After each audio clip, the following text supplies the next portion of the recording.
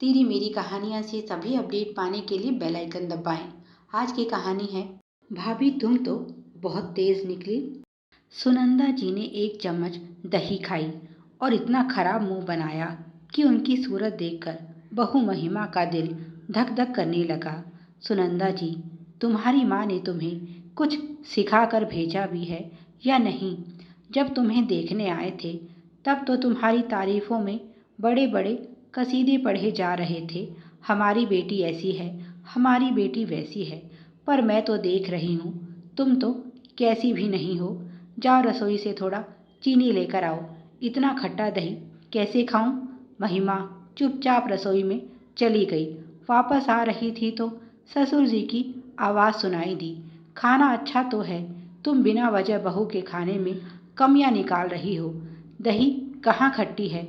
सुनंदा जी बोली। चुप रहिए, आपको कुछ नहीं पता।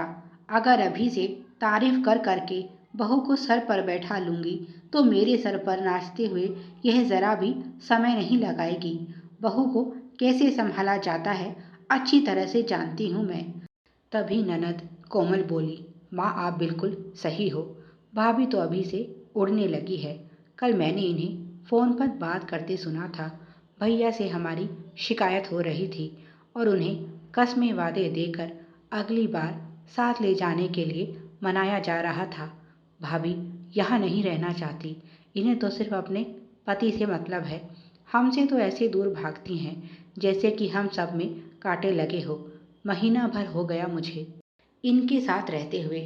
मुझसे तो कभी बात नहीं करती और भैया का फ़ोन आ जाए इनकी बातें खत्म नहीं होती। खुद को तो कुछ काम नहीं, पर यह भी नहीं सोचती कि भैया वहाँ थक कर ऑफिस से आए हैं, थोड़ा उन्हें आराम करने दे। ऑफिस की नौकरी ख़त्म होते ही भाभी उन्हें अपनी चाकरी में लगा लेती हैं। यह हाल तो तब है जब दोनों अलग अलग शहरों में हैं। अगर भाभी भैया के साथ चली गई तो पता नहीं वहाँ उनका क्या हाल करें। सोचकर ही मुझे तो अपने भाई पर दया आती है। बेटी की बात ने आग में घी का काम किया।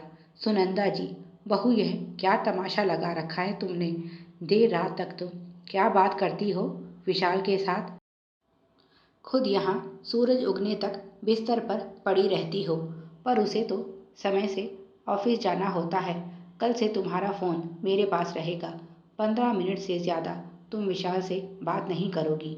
यहाँ की झूठी सच्ची बातें बताकर तुम मेरे बेटे को परेशान कर रही हो। घर में आए 4 दिन नहीं हुए कि बेटे को मुझसे दूर करने की साजिश रचने लगी।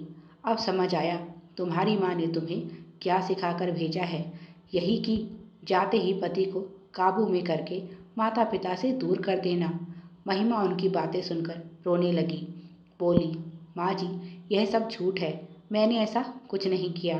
कोमल गुस्से में बोली, इसका मतलब मैं झूठी हूँ? देखा माँ, तुम्हारे सामने ही कितनी जुबान चला रही है। सबके सामने मुझे झूठा बता रही है। भाभी तुम तो बहुत तेज निकली।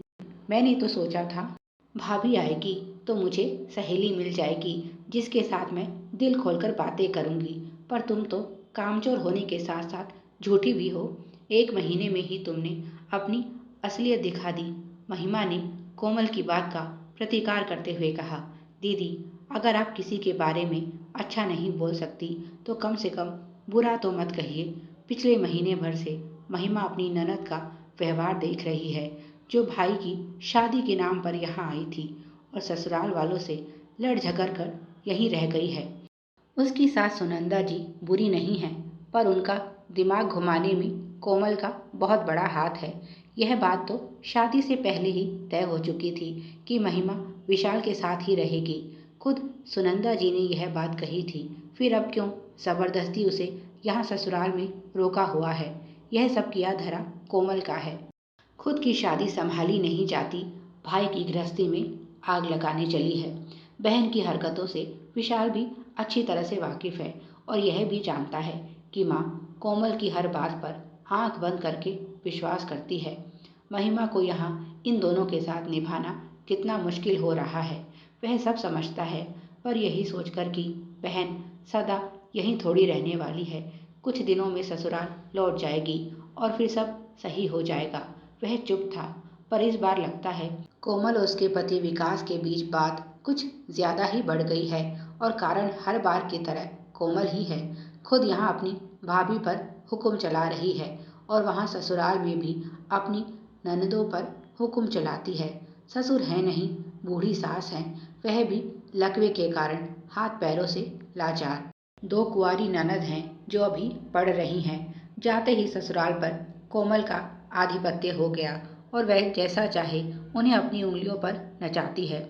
असल में सास क्या होती है उसे इस बात का पता ही नहीं चला, पर आज महिमा ने अपनी बात को सबके सामने रखने की हिम्मत दिखाई और बोली, माँ जी, और मेरे बीच में गलतफहमियां पैदा करने वाली आप ही तो हैं। और क्या हो गया अगर मैंने देर रात तक विशाल से बात की, वह मेरे पति हैं, कोई गैर नहीं।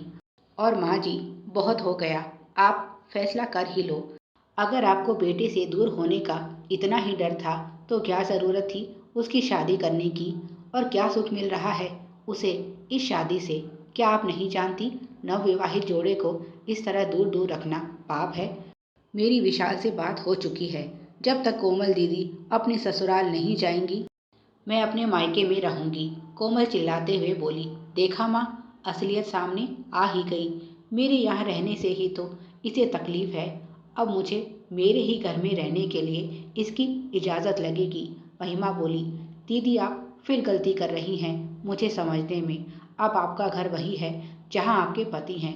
अगर सचमुच सास से आपका पाला पड़ गया होता तो आपके यह रोज़ रोज़ के नाटक खत्म हो जाते। अगर आप इतनी ही भली हैं तो क्यों हर तीसरे दिन यहाँ आ बैठती हैं? महिमा, हाँ माँ जी, मैं सब जानती हूँ, ना यह पहली बार है, और अगर आप इसी तरह दीदी का साथ देती रही तो ना यह आखिरी बार है। इस तरह ससुराल से लड़ झगड़ कर मायके आ बैठना, क्या यही शिक्षा दी है आपने अपनी बेटी को?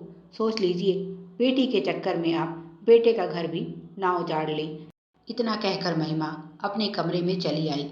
गुस्से में उसने सामान की पैकिंग भी शुरू कर दी। इधर ससुर जी बोले, सुनंदा, बहू की बात कड़वी ज़रूर है पर उसमें सच्चाई है।